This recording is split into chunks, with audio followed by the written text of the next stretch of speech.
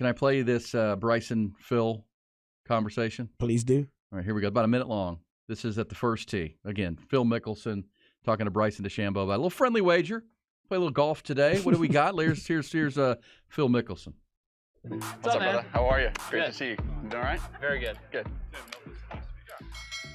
What's up? So, What are we playing for? what are we playing for? I haven't thought about that. What do you mean you haven't thought about it? Well, What were you thinking about? Okay, well, Cameron and I will play, you guys. You and Okay. Honor Bond. We'll play 9 holes for a G. perfect. Straight best ball. Perfect. And when you're closed out, you can press for half, Not the full? not the full. Okay. So you got to win the match to win. Yeah, and if you want, what we'll do is we'll go 28. If you shoot 28 best ball, it's double. Perfect. I love that. Okay. That sounds Or good. better. 28 or better. He's played in a lot more of these sorts of things, so he knows how to make a deal that works in his favor. You know, I actually max it at that. I don't ever play for more because Okay. I always I want to hear keep you. it friendly. That's right. Just so you know, Camo and I, we don't do Venmo, PayPal, any of that bullshit. Like Straight cash. Yeah, there you go. Okay. Just so all right. we're clear. Is there a First American Bank around here? So no. Okay. There you go. We don't do Venmo. Straight cash, homie.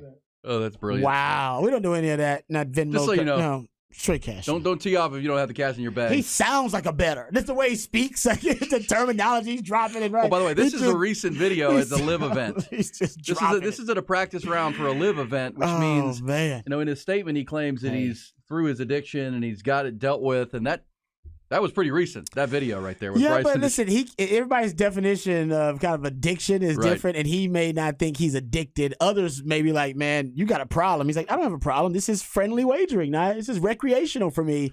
Yeah, it's like recreational drinking. Some people define recreation. I'm just going, like, how many drinks do you have a day? If you're drinking, 30 drinks a day, and now you're just having 1 or 2, that's probably a problem. It is, but that's why I say everybody lies to their doctor about it. When your doctor says, how many drinks do you have a week? I was like, about 3, 4 a day. Feels week. great. Yeah. Hey, we don't do any of that BS. None of that. Exactly. We'll have bullish or BS before the end of the hour. We're not doing that Venmo. They ain't doing none of that Well, I'm like, crap. Phil, why not? It's the same deal, right? You're just transferring cash from an account to your account. What do you mean? But he wants that cash He in his wants hand. in hand. You said he carried. You said he carried like 50 G's in his bag one time, right? Yeah, cash? I heard that story. Yeah, I read that story yesterday. The IRS might stop this dude. Be like, bro, where you getting all this cash? Well, then exactly. That's what I was about to say. Why carrying cash? Like why that? would you not do Venmo?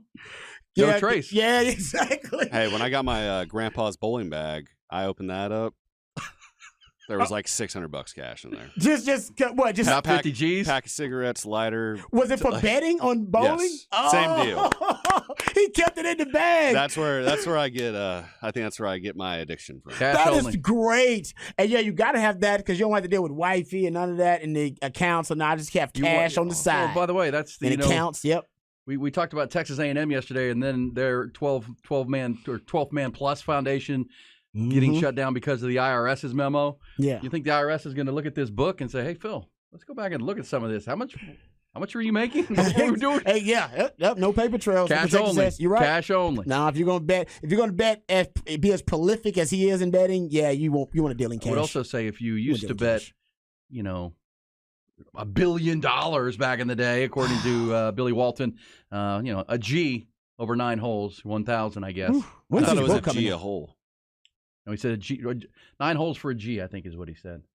Keep it friendly. Keep it friendly, cash only. Keep it friendly. Friendly wager. And think about it. To your point about some people think differently, Bryson's going because Phil's like, well, okay, what are we playing for? And he goes, I hadn't thought about it. What do you mean you hadn't thought about it? So what are you thinking about then? Why are you out of here then? You think we're What are you playing doing golf? here? Think about your score. That's how MJ is. I mean, they say MJ bets on everything like that too. Yeah. You Well, know? and of course that is, Bryson DeChambeau's an SMU guy. He's all about the mathematics and the angles and geometry and all. He's like, I hadn't thought about it. What do you mean? What are you doing, man? You're trying to make some cash out here. All right, Straight one cash more only. on the golf because Jordan Spieth is your leader in Memphis. But here is after the first round of the FedEx St. Jude. It is Rory McIlroy asked about Phil Mickelson, and Rory McIlroy, the Northern Irishman, never against throwing a jab. He needs to throw a jab.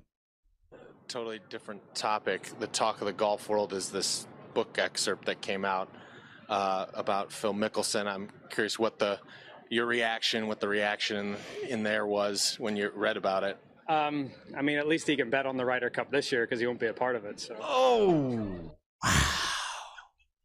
Ooh. There to go, Rory. Damn. There to go, Rory. Man, you know what? That's what I'm not going to lie. I like how petty golf is getting. I like that Liv made golf a little bit petty. It's great. It's great for your sport when your stars are starting to get petty and taking shots at one another because it's just trash talk. It's like promoting a fight. It's the same thing, right? We saw it with the women's national title game this past last year when they had record ratings because the women kept smack talking each other and doing the Tony Yayo, you can't see me, John Cena celebration. All right, trash talk, people love it, and that's why that Week 5 game between the Jets and the Broncos, nobody gave a damn about that game prior to Nathaniel Hackett being called out by Sean Payton for one of the worst coaching jobs in the NFL, in history, by the way, of the NFL, and then Aaron Rodgers saying, keep my coach's name out of your mouth. And now we're like, I got to see it. I want to watch it. I want to watch that. I'm telling you, now they're getting petty. The NBA does it all the time. The NBA, they stay petty, talking trash. That's a petty league. That's a petty league. But I love that golf's getting petty now, talking some trash. You got some villains in the sport now. It's great. It's good for golf.